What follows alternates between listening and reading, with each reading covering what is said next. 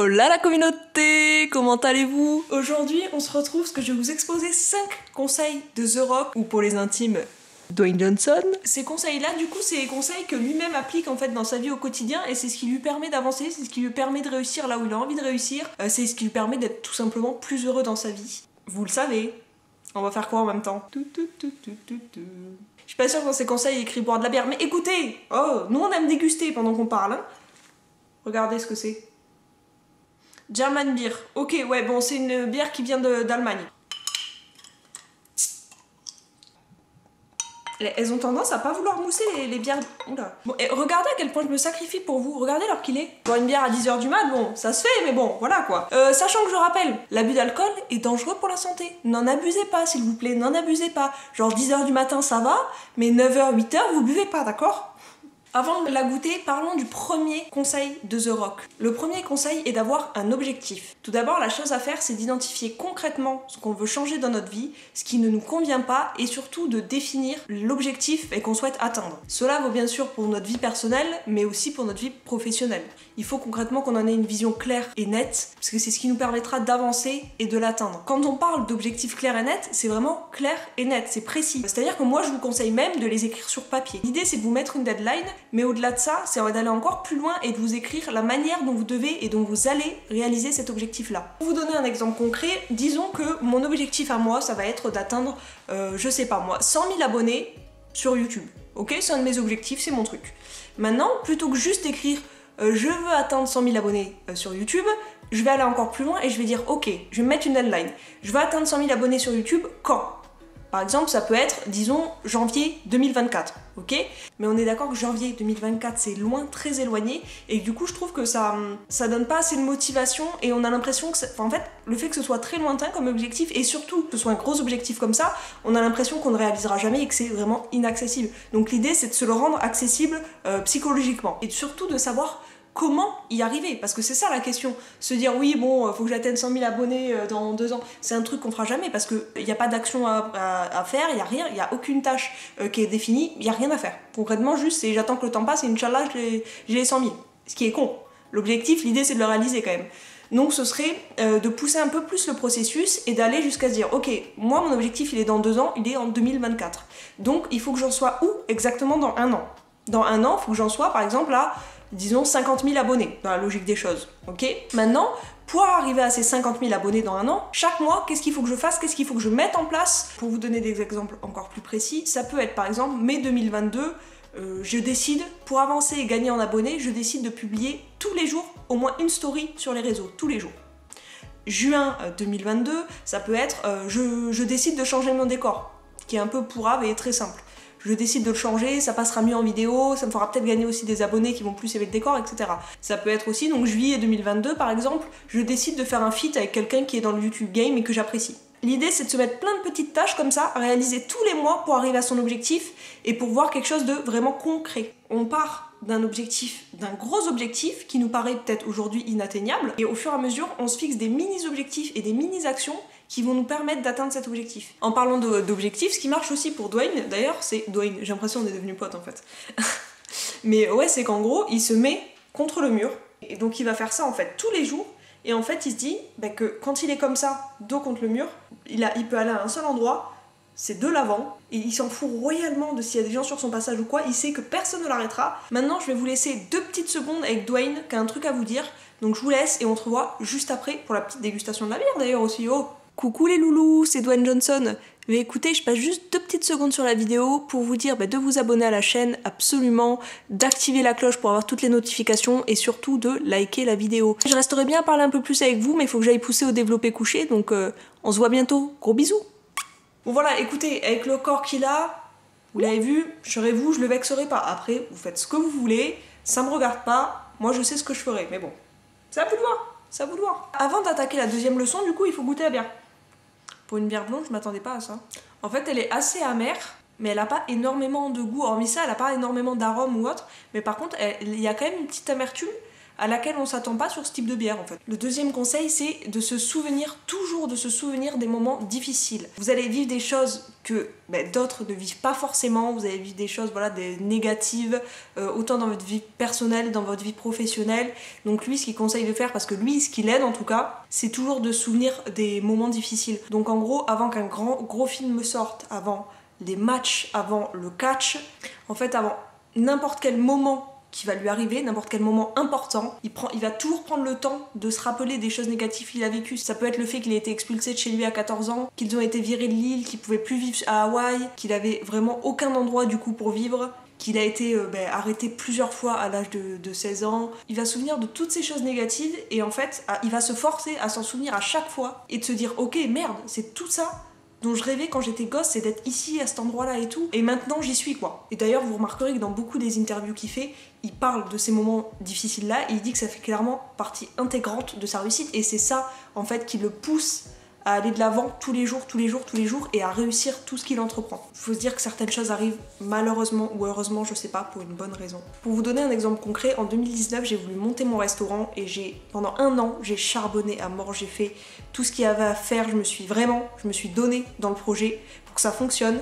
Donc j'étais même au chômage avec des indemnités merdiques, donc je galérais financièrement. Enfin, j'ai tout mis et tout misé là-dessus pendant 1 an. J'ai même pris un courtier pour m'aider sur la partie finance, etc. Et en fait, je me suis retrouvée à choisir le mauvais courtier qui a fait de la merde, qui m'a menti, qui donnait pas les dossiers alors qu'il disait qu'il me les donnait, mais il y avait bizarrement aucune trace en banque. Enfin bref, il y a eu merde sur merde. Fin 2019, début 2020, j'ai clairement, j'ai dépassé mon délai. Il y avait un délai, comme vous le savez, pour avoir un prêt. Bref, du coup, ça s'est mal passé et là, j'en voulais à la terre entière et surtout à moi-même de m'être entourée d'un courtier merdique qui m'a menti depuis le début. Et j'étais au bout de ma vie parce que je venais de me donner 1 an pour ce foutu projet, j'avais tout misé là-dessus, vraiment c'est ce que je voulais faire au plus profond de moi, j'avais tout misé. Et qu'est-ce qui se passe en 2020, devinez, début 2020, et on entend parler de plus en plus du Covid. Et là je me suis dit mais heureusement que j'ai pas eu mon prêt en fait. J'aurais eu mon prêt, mais je me serais lourdée en fait, j'aurais coulé dès le départ parce qu'il commençait du coup confinement, fermeture des restaurants. Quand j'ai vu tout ce qui se passait, j'avais presque envie d'envoyer une lettre de remerciement au courtier en mode merci d'être incompétent quoi. Au final, je me serais endettée comme jaja et donc des fois la vie, quand vous avez l'impression, quand vous vous donnez dans quelque chose et que ça fonctionne pas, vous êtes au plus bas, vous êtes dégoûté, mais des fois là, dites-vous bien, vraiment c'est important, dites-vous bien que des fois, c'est pour mieux, c'est pour autre chose. Et c'est pas plus mal que ça se passe comme ça. On n'a pas traqué, vous faites à la vôtre. Bon, 3e conseil les gars, c'est être soi-même. Ça peut vous paraître bête, ça peut vous paraître évident même, mais c'est pas le cas. Clairement, c'est pas le cas. The Rock, lors du plus gros spectacle de l'année, de Super Bowl du catch, 20 000 fans ont commencé à crier Rock sucks. En gros, Rock tu crains, Rock tu pues. 20 000 fans, vous vous rendez compte, ont commencé à crier ça. Lui forcément ça l'a démoralisé, il était au fond du trou et au final il s'est blessé, donc il est revenu quelques semaines après. Du coup il y a réfléchi etc. Et au moment d'y retourner il s'est dit putain mais c'est pas moi personnellement que les gens n'aiment pas, c'est le fait que je sois pas moi-même, je sois pas authentique. Et les gens se disaient même mais c'est qui ce mec qui sourit quand il se fait tabasser sur le ring quoi. Et du coup quand il est revenu là-bas il a dit je veux parler aux gens, je prends 2 minutes pour parler aux gens en direct. Il attrape à peine le micro que les gens étaient déjà en train de huer, vraiment genre ils étaient déjà en train de gueuler Rock tu crains. Et à ce moment-là, au moment où il fait le discours aux gens et tout, où il dit, il dit concrètement, moi je suis tout dans la vie sauf quelqu'un qui craint, sauf quelqu'un qui pue. Pendant qu'il est en train de dire tout ça, il dit, là, dans sa tête, The Rock est né. Et à ce moment-là où il s'est dit ça, où il s'est remis à devenir lui-même, à raisonner différemment, etc., un mois après tout ça, ça allait clairement beaucoup mieux pour lui. Du coup, la meilleure leçon qu'il a tirée de toute cette période et tout, c'est qu'il faut être soi-même. Ne faites pas les choses qui ne vous ressemblent pas parce que c'est la mode ou parce que vous voulez plaire à certaines personnes. Restez vous-même quoi qu'il arrive. Je dis restez vous-même quoi qu'il arrive. À moins que vous soyez un gros con, là, peut-être qu'il est préférable que vous changiez. Mais sinon, de base, restez vous-même. 4e conseil qui est toujours se dépasser. Pour Dwayne Johnson, ça sert à rien de se comparer aux autres et la meilleure manière d'avancer, c'est de se mettre en compétition avec soi-même et pas avec d'autres gens. Vous devez faire en sorte chaque jour de devenir une meilleure personne, de devenir la personne concrètement que vous souhaitez être. Par exemple, vous êtes en surpoids et c'est quelque chose qui vous complexe réellement au quotidien et que vous voulez améliorer absolument dans votre vie. N'allez pas voir combien Schwarzenegger met au développé couché, ça servirait strictement à rien, on s'en fout. Vous tentez, faites ce que vous pouvez, mais dites-vous bien que si aujourd'hui vous êtes parti sur la barre à vide, on s'en fout. Le lendemain, il faut que vous mettiez du poids. Par exemple, vous partez sur la barre à vide le lundi, vous avez une autre séance le mercredi, dites-vous que le mercredi, il faut mettre 2 kilos de plus, et ainsi de suite. Et en fait, c'est ça l'idée, c'est de se mettre toujours en compétition avec soi-même. Si un jour vous avez fait tant, il faut que le lendemain, vous fassiez plus. Toujours. évoluer. Jusqu'à bien sûr atteindre ce que vous voulez atteindre, le poids, les muscles, mais dans n'importe quel... Ça vaut dans n'importe quel domaine de votre vie en fait. D'ailleurs, Dwayne il dit toujours que tout succès commence par l'autodiscipline. Et l'autodiscipline, c'est quoi? C'est un ensemble de règles qu'on s'applique à soi-même. Si demain vous avez la flemme d'aller à la salle de sport, dites-vous bien que c'est là que l'autodiscipline va rentrer en jeu et aussi et surtout la force mentale. Et c'est elles qui vont vous permettre de vous lever, de vous sortir de vous mettre un pied au cul et de vous sortir de votre lit. Mais c'est surtout une fois que vous y êtes, que vous êtes sorti de votre lit, que vous êtes à la salle, vous avez fait 90% du travail. Il reste à peine 10% à faire, vous avez fait le plus dur c'est de se bouger, le plus dur c'est la motivation du départ, et une fois que vous y êtes, c'est fait. Dites-vous bien qu'il reste juste la séance à faire, vous rentrez chez vous et vous vous sentez, nom de Dieu que vous vous sentez mieux. Avouez, on se sent mieux une fois qu'on s'est poussé à faire un truc qu'on n'avait pas forcément envie de faire au début, on n'avait pas trop la motivation, et une fois qu'on y est et qu'on a fait ce truc là, on se sent mieux, on se sent accompli. Le cinquième et dernier conseil, mais pas des moindres, c'est de trouver sa raison d'avancer. Dwayne a clairement assez d'argent pour vivre et pour faire vivre sa famille sur des générations et des générations. Pourquoi continue-t-il à travailler? Vous vous doutez bien, c'est pas que pour la célébrité et l'argent, parce que l'argent, comme je vous ai dit, il en a à foison. La célébrité, il en a aussi à foison, même s'il arrêtait demain, il serait encore célèbre pour beaucoup de choses. Mais lui, qu'est-ce qu'il veut? Il veut créer une expérience pour les gens.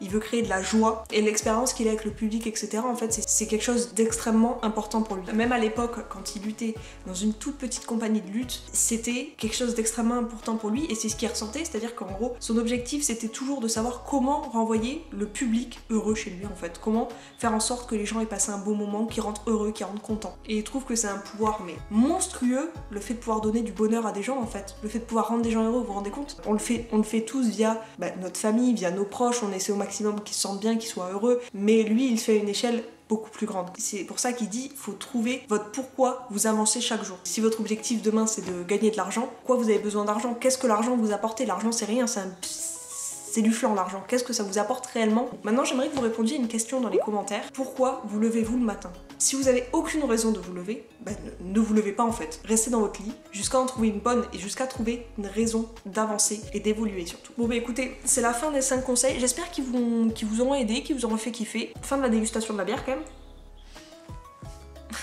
C'est terrible, je suis jamais convaincue dans les vidéos, vous avez remarqué ou pas? C'est vrai que, hormis une amertume, et je le répète, j'ai l'impression de boire tout le temps la même bière en fait, tellement je répète ça à chaque fois. C'est une bière classique et je qualifierais pas ça d'une bonne bière. Après c'est très personnel, bien sûr, mais moi c'est pas le style de bière en tout cas avec lequel j'accroche beaucoup, c'est vraiment... c'est pas une mauvaise bière. Donc je lui mettrais, disons, 9 sur 20. Et du coup je vous récupère pour vous dire au revoir comme d'habitude. Et voilà les potos. Bah écoutez, on se dit au revoir et on se dit à vendredi prochain en fait. Gros bisous.